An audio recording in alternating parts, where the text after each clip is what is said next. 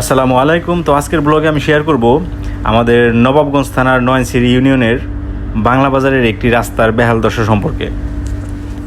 প্রায় 7 থেকে 8 বছর আগে আমাদের এই রাস্তাটার কাজ শুরু হয়েছিল, কিন্তু দুর্ভাগ্যবশত এখনও এই রাস্তায় কিন্তু কোনো পিচ ঢালাই পড়ে নাই। তো কেন পড়ে নাই সেটা আসলে একমাত্র আল্লাহ জানে আর স্থানীয় চেয়ারম্যান মেম্বাররা জানে। তো জানি না আসলে জনগণ কি চেয়ারম্যান মেম্বারের শত্রু নাকি চেয়ারম্যান মেম্বার জনগণের শত্রু। পানিতে সাঁতার কাট।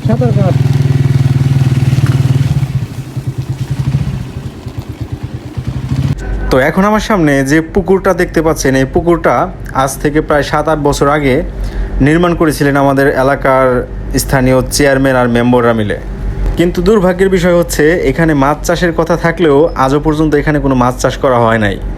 এরপর এই যে আমাদের মুসলিম ভাইয়ের বাড়ির সামনে যে ভাঙনটা দেখতে পাচ্ছেন, এটাও কিন্তু 1 যুগ আগের ভাঙন।